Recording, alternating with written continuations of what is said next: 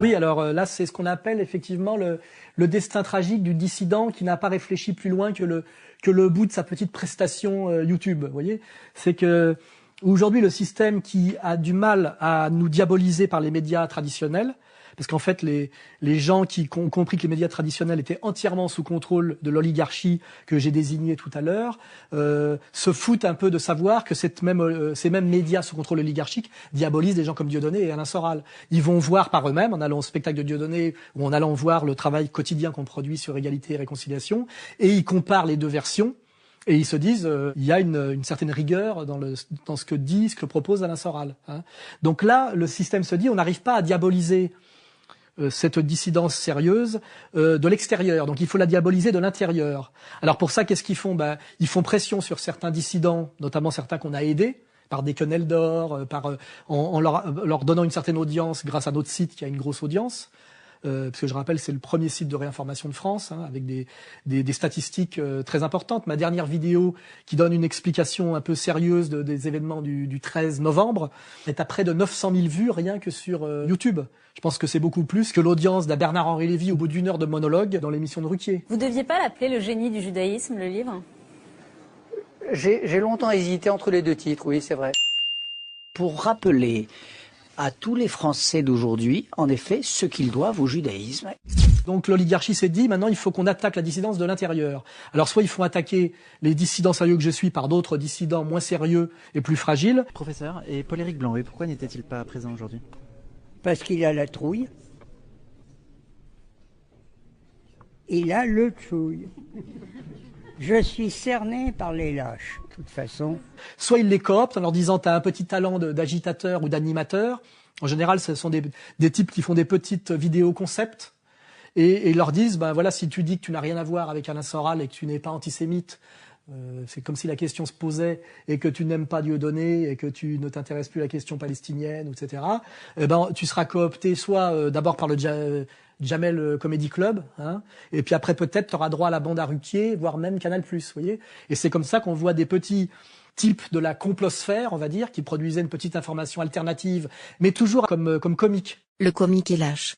Ayant beaucoup ramé dans le bas musical avant d'accéder au Sunlight, animation de comité d'entreprise, Club Med, café-théâtre, le comique vit dans la terreur de redescendre.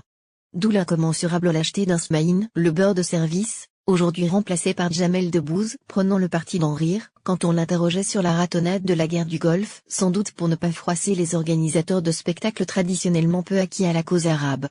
Quant au prétendu engagement de certains, compte tenu des liens étroits qui unissent monde de l'argent, politique et médias, soyez sûr que s'ils étaient vraiment subversifs, ils seraient passés à la trappe. Alain Soral. Et ça, c'est l'exemple du petit... C'est pas des recherches sérieuses, les articles que tu trouves sur Wikicomplot ou les sites conspirationnistes. Il faut toujours vérifier les sources. Allez, je te laisse. Adieu.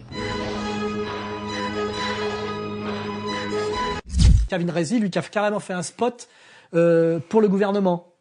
Et là, effectivement, il se retrouve maintenant un peu mal à l'aise parce que ceux qui l'ont coopté avaient pas mal fait leur boulot, parce qu'on est quand même dans une période d'effondrement, hein, où les tapins de l'oligarchie sont des incapables.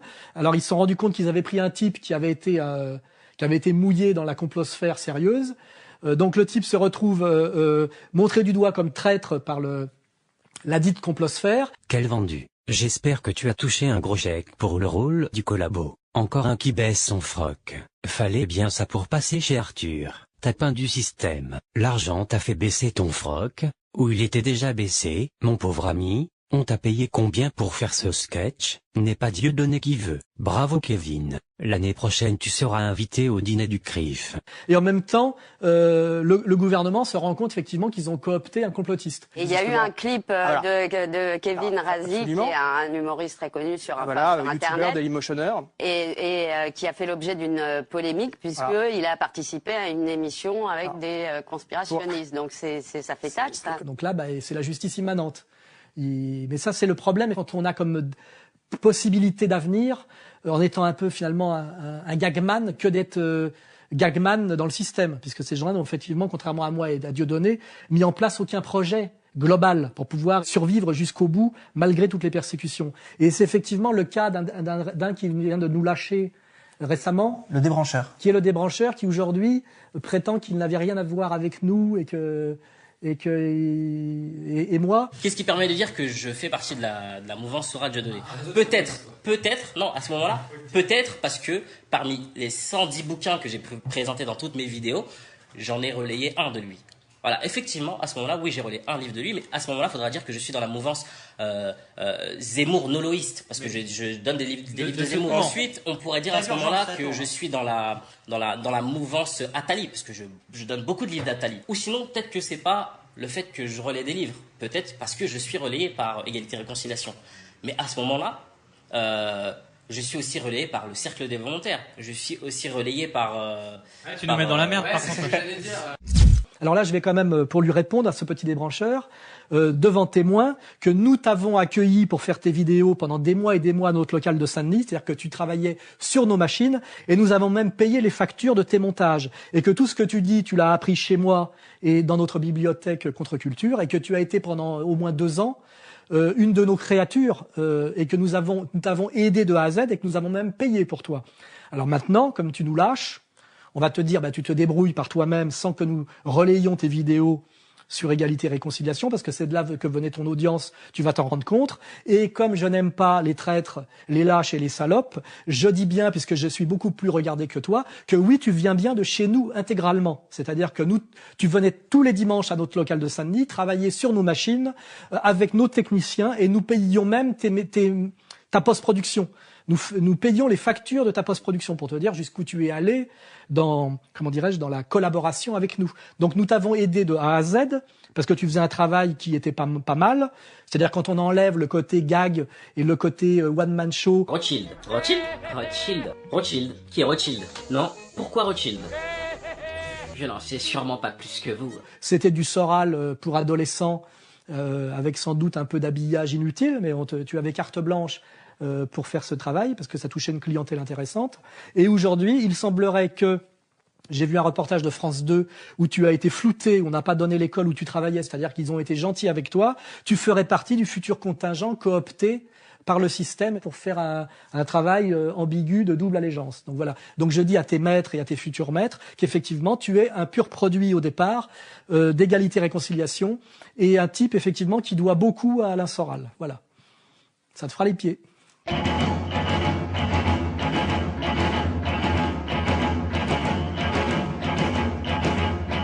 Nos maîtres oligarchiques voient bien que leur vision du monde très inégalitaire, et sur le plan ethnico-religieux et sur le plan économique, amène une crise sociale aggravée, c'est-à-dire de la colère populaire de masse. Et pour ça, la réponse, il y en a plusieurs, c'est, on va dire, la destruction de l'identité nationale et de la possibilité de s'identifier à un peuple quel qu'il soit. Donc c'est le métissage généralisé, la destruction des frontières, et aussi l'horizontalisation des violences en faisant déferler sur un peuple qui souffre pour des raisons économiques d'autres miséreux dont on a créé la misère en Irak, en Libye, etc., qu'on fait déferler sur les populations souffrantes. Et ça donne Cologne, ça donne Calais. C'est-à-dire l'horizontalisation des violences et des souffrances. C'est ce que j'ai déjà décrit depuis des mois et des années. C'est-à-dire qu'on envoie contre un peuple en souffrance, un autre peuple en souffrance, un sous-prolétariat délinquant contre un prolétariat au chômage.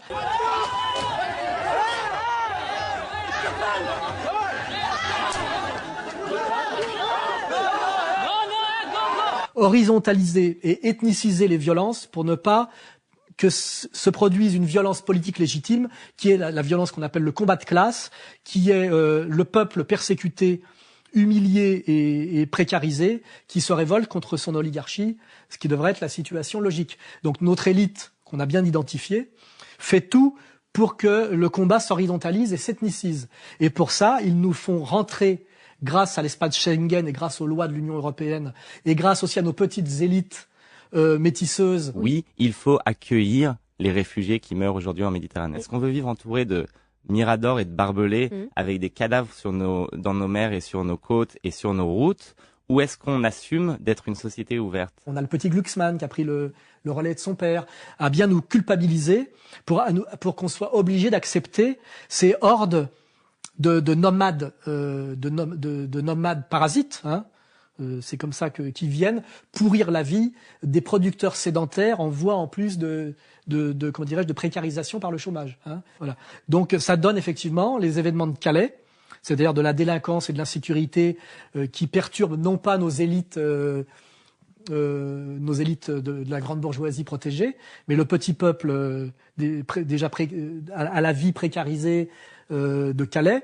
Et ça donne à Cologne, effectivement, quelque chose de bien plus grave. Forte émotion et polémique en Allemagne après les agressions sexuelles de masse perpétrées la nuit du Nouvel An à Cologne. Plusieurs centaines de personnes fortement alcoolisées ont abusé sexuellement une centaine de femmes. Ma fille était debout juste à côté de moi et j'ai sursauté en l'entendant crier. Et j'ai vu un homme de type moyen-oriental mettre sa tête dans son décolleté, la soulever en la serrant dans ses bras si fort qu'elle avait du mal à respirer. Il y avait encore des étrangers qui essayaient de la tripoter. J'en repoussais un, le suivant arrivait. Je le repoussais encore et c'était un chemin de croix pour réussir à la protéger. Il est évident que quand vous faites rentrer massivement des jeunes hommes nomades, prédateurs et parasites dans des sociétés avancée, basée entièrement sur la culpabilisation, la haine de soi, le féminisme, la dévirilisation, c'est la situation allemande. On ne peut clairement pas accepter les propos néo-nazis de certains citoyens sous prétexte qu'ils sont inquiets. C'est dans ce quartier que des réfugiés se sont installés depuis plus d'un mois.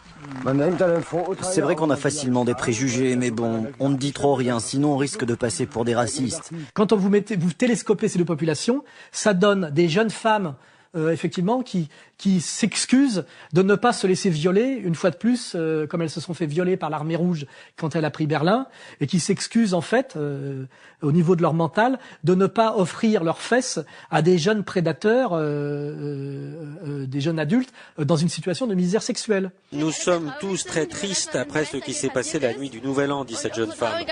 Et ce qui nous attriste encore plus aujourd'hui, c'est que des groupuscules néo-nazis utilisent ça pour en tirer profit et se présenter comme les défenseurs des droits des femmes. Leur pancarte proclame que le fascisme n'est pas une opinion mais un crime.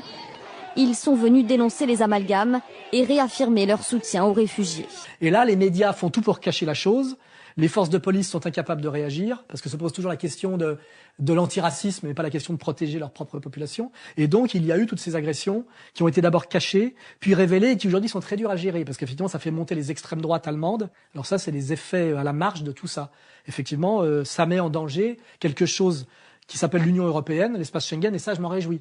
C'est-à-dire que, rappelez-vous le sous-titre de mon livre Comprendre l'Empire, demain, la gouvernance globale, c'est-à-dire la fin des frontières, la fin des États, la fin du droit de se revendiquer d'une nation au profit d'une gouvernance globale oligarchique, voilà, ou la révolte des nations. Une tentative d'imposer par la ruse un pouvoir dictatorial qui met, à l'horizon 2012, le monde occidental face à ce choix qui l'engage tout entier, la soumission totale à cette oligarchie spoliatrice qui n'a eu de cesse, depuis plus de 2 siècles, d'organiser cette guerre de tous contre tous, annoncée par Marx, pour parvenir à cette fin. Ou la révolte des peuples enracinés réduits en esclavage, quand ce n'est pas poussé à la misère, contre cette oligarchie nomade aux procédés sataniques menant, pour son seul intérêt, le monde à cet âge sombre, décrit par la tradition. Alain Soral. Comprendre l'Empire. On est dans cette espèce de bain tragique actuel. D'ailleurs, sur ces agressions, on n'a pas entendu Clémentine Autain s'exprimer. Oui, il y a que le seul type aujourd'hui qui réagit assez bien sur tout ça, c'est Zemmour, qui n'est pas du tout sur la ligne Finkielkraut. Le droit d'asile, c'est Victor Hugo s'exilant de France pour Guernesey. Le droit d'asile pour des millions de gens, cela s'appelle une invasion. Finkielkraut parle très peu de tout ça. Et effectivement, la petite Clémentine Autain est très mal à l'aise parce que c'est une fille qui a eu dont on peut comprendre toutes les problèmes comment dirais-je, d'intelligence politico-sociale par le fait qu'elle a été violée adolescente. Donc effectivement, elle a un traumatisme qui l'empêche peut-être de penser politiquement de manière parfois plus intelligente. Et elle est en tant que sans-papiériste, en tant que issue d'une certaine extrême gauche, touche pas à mon pote, elle voit dans le migrant une chance. La circulation des êtres humain doit être favorisé. Le problème majeur en Europe et en France n'est certainement pas l'immigration. L'immigration est une richesse, ça représente une infime partie de la population et ce qui devient totalement nauséabond dans le débat actuel, c'est qu'on a l'impression que cette toute petite partie d'immigrés n'est pas bienvenue. Quand on parle effectivement de tous ces prédateurs violeurs, elle a les fils qui se touchent. Parce que sa vision du monde devient complètement dysfonctionnelle et incohérente. Et effectivement, elle ne peut pas produire de commentaires. Parce que c'est comme l'antiraciste, anti-islamiste. Vous voyez, à un moment donné, il protège d'une main celui qui l'attaque de l'autre. Donc là, on est face à tous des gens, toute une catégorie de gens qui sont aujourd'hui disqualifiés parce qu'ils sont dans la schizophrénie symbolique politique.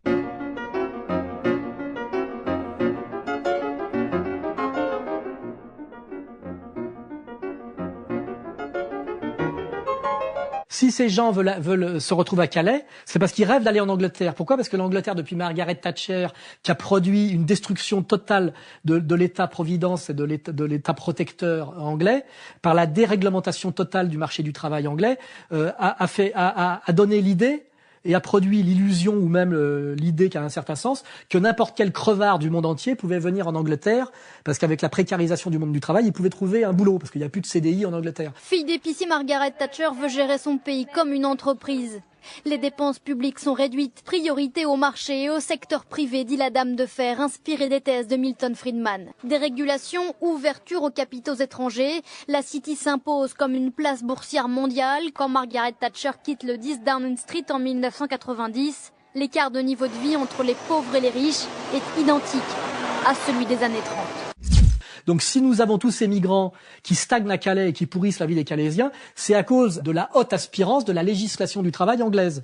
Normalement, un homme politique français, un patriote français, un type qui défend l'intérêt des citoyens français, devrait laisser ces migrants passer en Angleterre. Aujourd'hui, je peux annoncer que nous avons décidé d'investir 17 millions de livres supplémentaires pour renforcer les infrastructures sécuritaires à Calais et pour soutenir le travail des policiers français. Quand nous ne faisons pas le tapin pour Israël ou pour les États-Unis, nous faisons le tapin pour le régime anglais.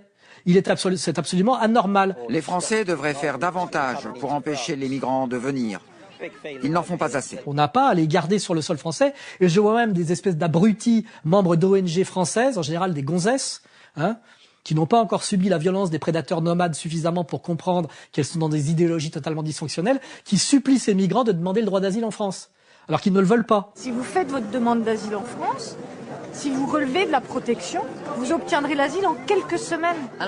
Elle déploie toute son énergie pour les convaincre, mais rien n'est gagné. Ça n'a pas de sens. Si j'avais envie de rester en France, je n'aurais pas besoin que quelqu'un me dise de le faire. Un paradoxe. La France qui demande à ses migrants de rester, alors qu'eux-mêmes ne rêvent que d'une chose, rejoindre l'Angleterre. Le jour où les patriotes français reprendront le pouvoir, ils prendront des mesures qui sont utiles au peuple français en laissant les djihadistes partir faire le djihad là-bas. Poutine et Assad s'en occuperont.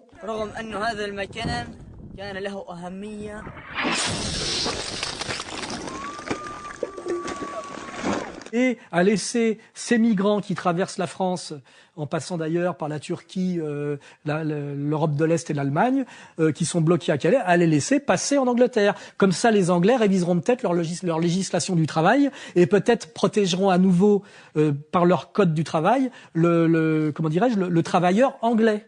Voilà, ça sera bénéfique pour tous les patriotes, comme je le dis une fois de plus, patriotes du monde entier. Unissez-vous et unissons-nous pour lutter contre la prédation oligarchique, c'est-à-dire ces prédateurs du haut qui se servent des prédateurs du bas pour tous, nous détruire. Voilà.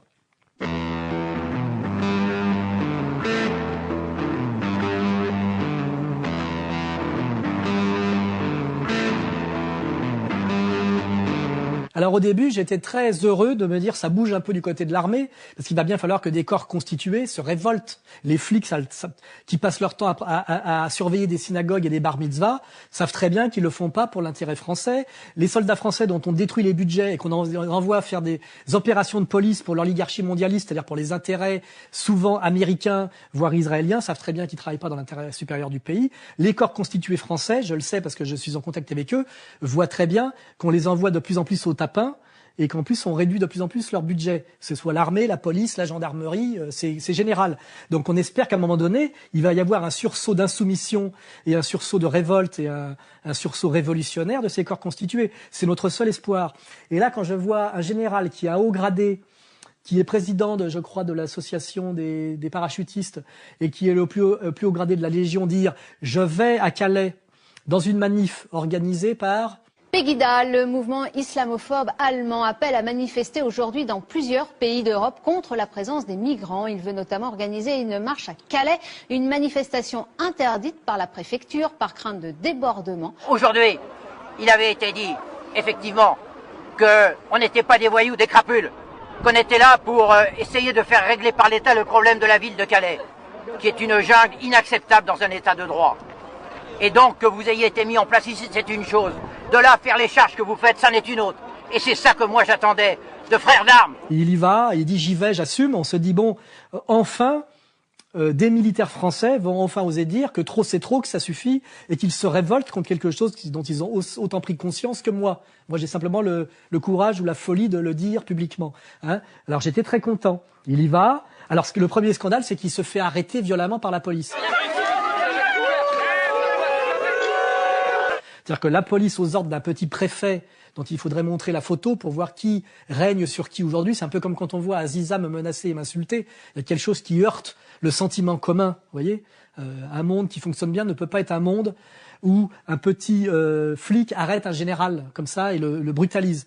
Alors je me dis, c'est bien parce que les militaires vont être scandalisés de cette arrestation, vont prendre conscience que le pouvoir qui nous dirige et qui nous opprime ne recule devant rien, devant aucun symbole pour aller frapper, malmener un vieux général. Hein. Et puis malheureusement, patatras, 2 jours après, 3 jours après, on voit ce général à RTL devant, pas devant n'importe qui, devant Marc-Olivier Fogiel, c'est-à-dire devant un petit animateur de télé qui a le niveau de légitimité et de culture pour animer normalement des émissions de jeu, pas pour parler de politique et pas pour parler de choses aussi sérieuses avec un général à la retraite. Qu'est-ce que vous faisiez dans cette manifestation qui était interdite, vous qui avez l'habitude de répondre à des ordres, en plein état d'urgence ?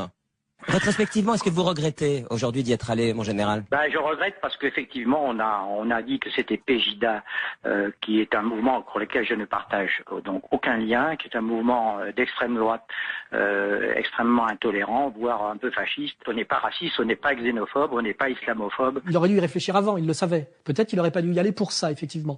Mais en tout cas, il ment en disant qu'il regrette d'y être allé pour ça.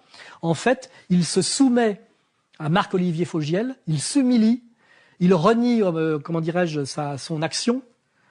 Tout ça pourquoi ? Parce qu'on a dû le menacer de lui retirer sa carte vermeille. Hein. Et là, on a ce qu'il faut penser du haut commandement de l'armée française. Je rappelle que l'armée française a autant de généraux, je crois c'est 5500, que l'armée chinoise, qu'il n'y a pratiquement plus de quoi, en termes de militaires d'actifs, je crois qu'il y a à peine de quoi remplir le Stade de France. On peut même pas mettre 100 000 soldats maintenant sur le terrain, alors qu'on leur demande d'aller faire le gendarme pour les intérêts étrangers partout dans des continents aussi vastes que l'Afrique et des régions aussi dangereuses que le monde arabe. En résumé, l'armée française n'a plus les moyens de faire face aux menaces d'aujourd'hui. Ah, très sûrement. Écoutez, très sûrement. Ça fait plus de 25 ans que les budgets s'effondrent et que les menaces croissent. On sait bien que le feu a pris complètement. On vient de le voir encore autour de l'Europe, de l'Ukraine, en passant par le Moyen-Orient, jusqu'au Sahel, que les armées françaises sont véritablement surengagées et que donc elles sont étirées, écartelées. Ça me permet de faire une digression. Un général de l'armée française de 70 ans, quand on dit c'est un grand militaire, j'aimerais bien savoir dans quelle guerre il s'est illustré. Je crois que la dernière fois qu'on a fait la guerre, elle a duré 1 mois et c'était en 40. Sinon, la dernière fois qu'on a pu vraiment dire qu'on avait fait une guerre et qu'on pouvait se prévaloir d'un prestige militaire, c'est la guerre de 14-18. Donc en fait, ce général qui s'est soumis à Marc-Olivier Fogiel et à l'oligarchie française parce que simplement on lui a menacé de lui retirer sa carte vermeille, n'est jamais qu'un type qui a dû être un bon gymnaste dans les années 50. Hein. Enfin, je sais pas, il suffit de retirer 50 ans à sa vie. Et voilà. Quant à savoir où est-ce qu'il s'est illustré militairement, j'aimerais bien savoir. Ce qui est sûr, c'est qu'il se comporte bien moins sérieusement et courageusement que des tas malheureusement de civils. Alors ce soir, je m'adresse au système. Je m'adresse aux oligarques qui ont oublié ce que le mot honneur veut dire, afin qu'ils sachent aussi que si certains cèdent aux pressions, ce que je comprends et que je ne juge pas, d'autres sont prêts à rester debout face à lui avec la certitude qu'ils vaincront. Et je pense que quand on regarde la manière dont certains militaires s'impliquent dans des processus révolutionnaires, je pense que n'osent se bouger au niveau militaire que des gens qui ne sont pas au-dessus du grade de capitaine. Hein. C'est au-dessus, en général, ils sont tous francs-maçons et ils ont tous intérêt à tapiner. Ils ont tous suffisamment d'avantages sociaux pour la fermer. Hein. Donc, je pense qu'on ne peut espérer un sursaut de de l'armée française qu'un sursaut des types qui sont pas plus hauts que le grade de lieutenant. Et j'ai plus confiance dans les sergents. Et après, j'ai demandé à mes amis légionnaires, ils m'ont dit c'est une truffe. Hein. Ils m'ont dit tu vas voir, tu vas être déçu. Donc c'est pas moi qui le critique, ce sont des légionnaires qui le critiquent. Et ces légionnaires qui le critiquent, eux n'ont jamais dépassé le stade de sergent. Parce qu'un légionnaire qui veut vraiment, qui veut aller au combat et qui est méritant en tant que combattant, en général, il termine pas général. Hein. C'est une remarque. Il est première pompe et il est jamais au-dessus du grade de sergent parce qu'après il est pas. Il fait plus la guerre, hein, faut bien comprendre. Ceux qui font la guerre, ils sont tout le temps. Il suffit de regarder le très bon film.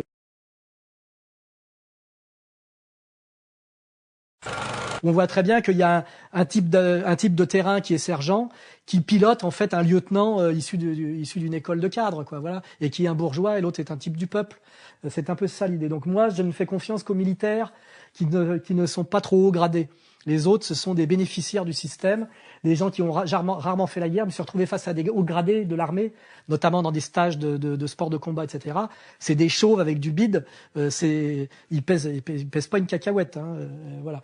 Et donc je salue une fois de plus les militaires de terrain. Hein, c'est-à-dire les deuxièmes pompes, les premières pompes, les caporaux-chefs et les sergents. Au-dessus, je commence à douter. Hein. La révolution des corps constitués passera par le bas des corps constitués. Après, il y a le plafond de verre, et au-dessus du capitaine, ils sont tous francs-mac et au tapin, hein, en gros. Voilà. C'est ce que me disent les mecs de la base, hein, c'est pas moi qui l'invente. Hein.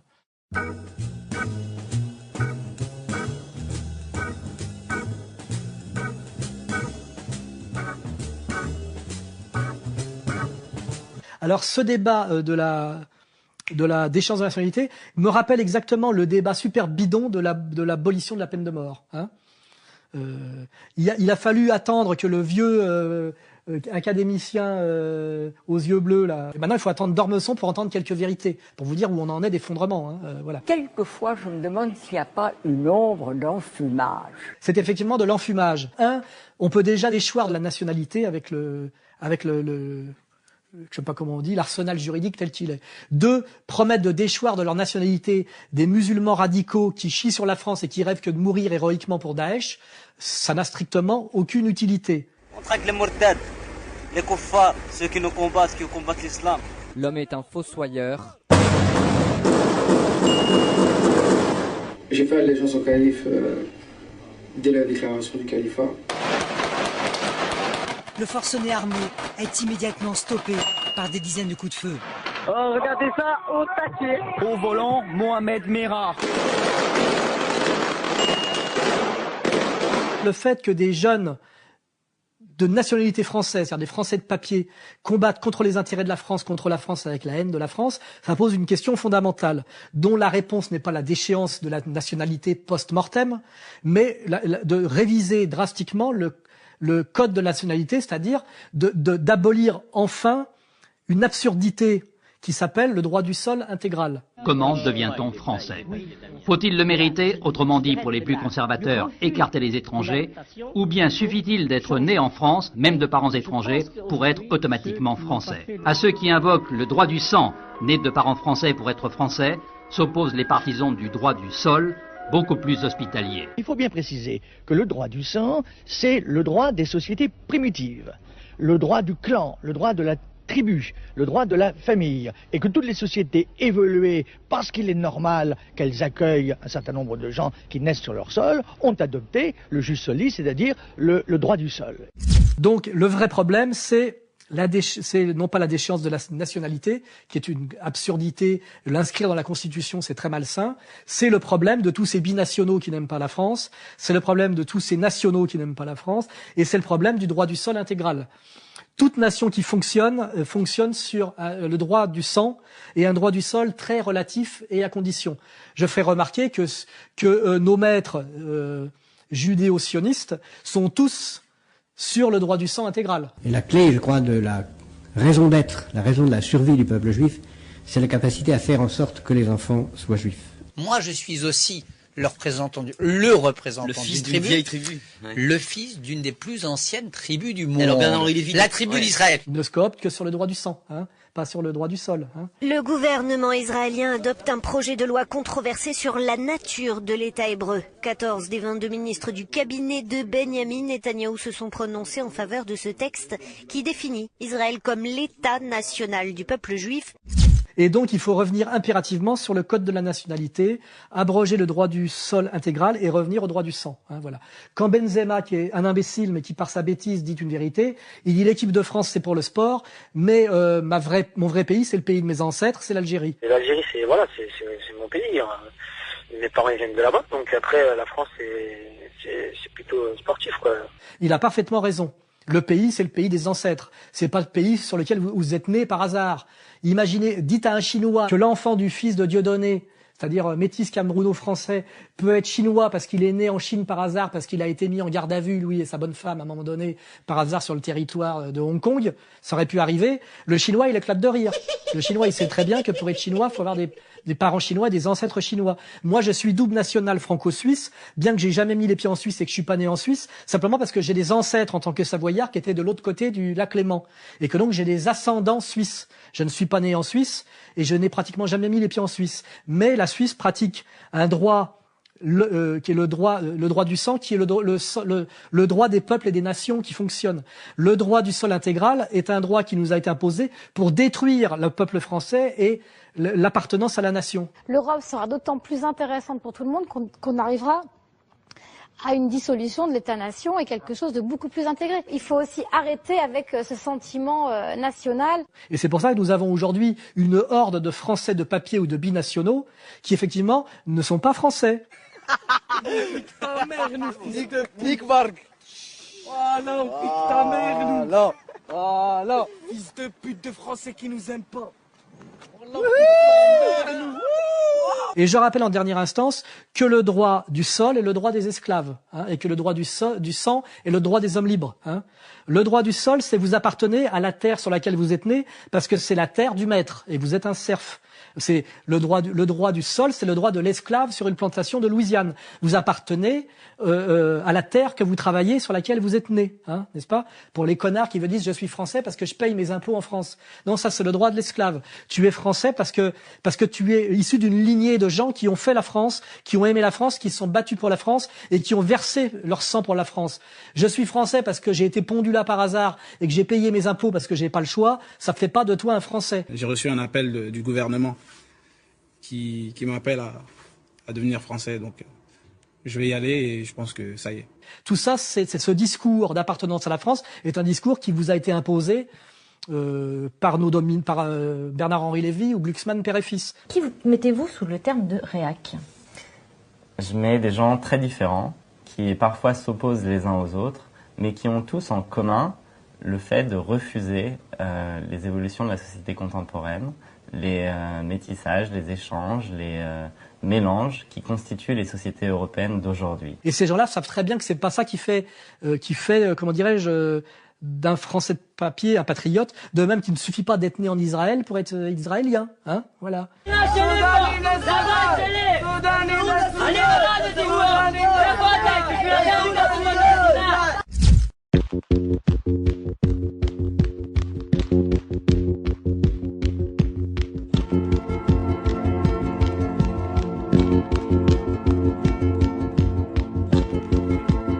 Il y a deux crises aujourd'hui en France. Il y a une crise démocratique qui est la dictature du politiquement correct et la dictature oligarchique que j'ai décrite, et puis aussi une crise économique gravissime.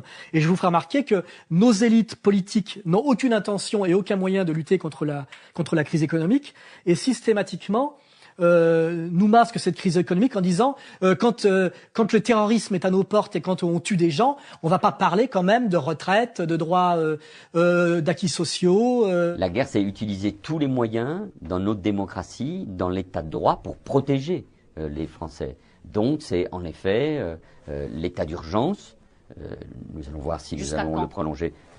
Le temps nécessaire. Nous ne pouvons pas vivre tout le temps avec l'état d'urgence. Mais tant que la menace est là, nous devons utiliser tous les moyens. Ça peut être pour toujours. That could be forever. Et pendant ce temps-là, on a le suicide des paysans, les insurrections paysannes, et aussi, effectivement, à cause de la fin de la PAC, qui est la condamnation à mort de toute la paysannerie familiale et de toute la petite paysannerie française, hein, il faut le dire. Son mari s'est donné la mort. Depuis plusieurs mois, la situation financière de la ferme a empiré. Le prix du litre de lait a encore chuté. Inhumain de travailler sans salaire. Ouais, inhumain. On travaille 70 heures par semaine et puis il n'y a pas de salaire au bout. Ben, croyez-moi, c'est très dur de vivre. Donc là aussi, on est dans une situation pré-révolutionnaire, toujours par le peuple du travail, hein, enraciné, producteur, hein, pas par les parasites nomades du haut et du bas. Hein. Et on a aussi l'effondrement de l'hôpital français. Là, on remettra en ligne un article très intéressant. La médecine française, qui était la médecine la plus de qualité, dont on pouvait être fier et qui était un acquis du CNR et qui était un vrai acquis social de la France égalitaire, républicaine et sociale. Avec la Semaine nationale des hôpitaux, la Fédération hospitalière de France nous permet d'apprécier les efforts accomplis. Le malade ne doit plus être seulement un cas pour les statistiques, un client pour les hôpitaux, mais un autre.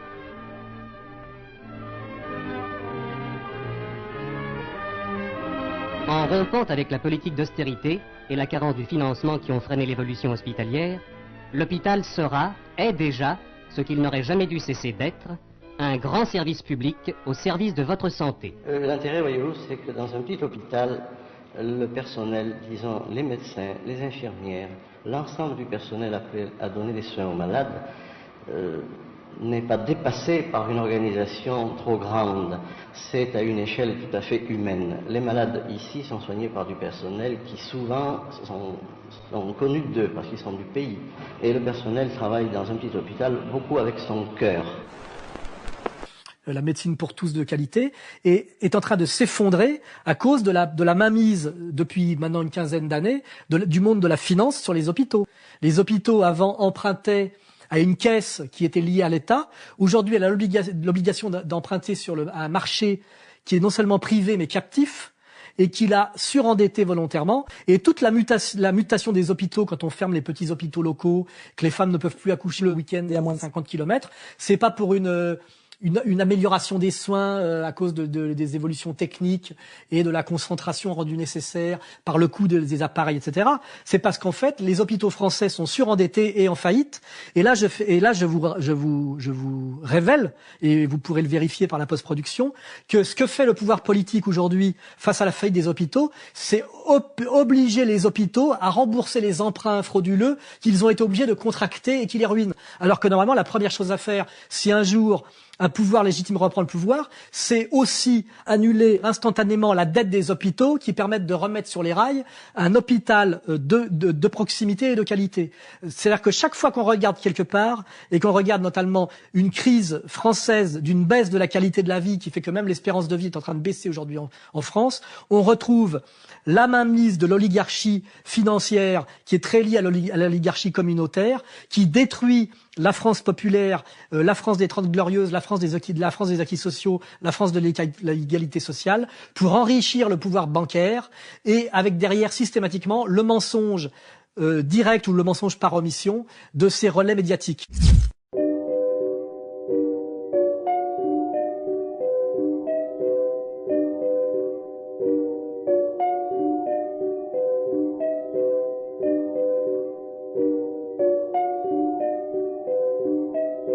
Les trois quarts des gens pensent que la médecine, ils en sont au serment d'Hippocrate, c'est fait pour soigner les gens en fonction de diagnostics et que c'est pour leur bien. Je dirigerai le régime des malades à leur avantage, suivant mes forces et mon jugement, et je m'abstiendrai de tout mal et de toute injustice.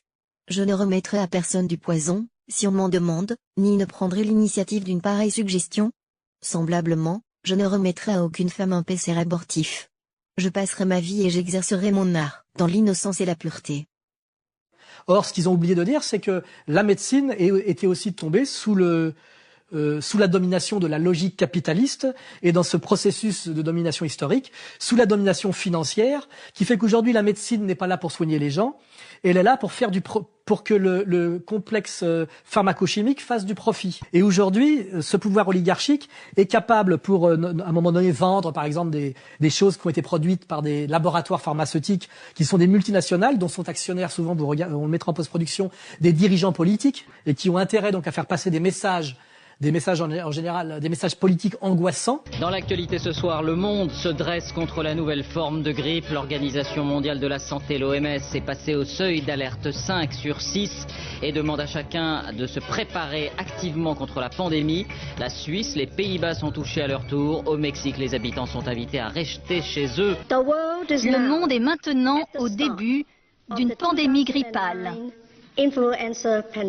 Ça aboutit à une décision politique qui rend obligatoire par décision, par décret, l'achat massif, par exemple, de vaccins. J'ai négocié dans un contexte que vous connaissez de production mondiale limitée l'acquisition de vaccins à hauteur de 94 millions de doses avec 3 industriels, Sanofi, GSK et Novartis. Ça représente 1 milliard d'euros. A-t-on surestimé les risques liés au virus de la grippe A? Selon le Centre européen de prévention et de contrôle des maladies, le CDC, le virus AH1N1 tue moins que le virus habituel de la grippe. Les experts de l'Organisation mondiale de la santé auraient-ils exagéré? Auraient-ils été sous l'influence des laboratoires pharmaceutiques lorsqu'ils ont donné l'alerte à la grippe A? Eh bien, ce sont les questions que se pose le Conseil de l'Europe qui soupçonne effectivement l'OMS d'avoir subi la pression des fabricants de vaccins lorsqu'elle a déclaré en juin dernier l'état de pandémie. Donc là, si on regarde cette affaire brésilienne, on voit que quelques mois avant les Jeux Olympiques au Brésil, on fait peser une menace sur le Brésil par une propagande médiatique qui est de dire qu'il y aurait un virus qui serait dangereux. C'est une alerte internationale que lance aujourd'hui l'Organisation mondiale de la santé. Le virus se répand à une vitesse explosive. Le niveau d'alerte est extrêmement élevé. Du Brésil à la Guadeloupe, les mêmes scènes. Il faut éradiquer le moustique tigre, responsable de l'épidémie. Qui passerait par un moustique, qui produirait de la microcéphalie chez les enfants.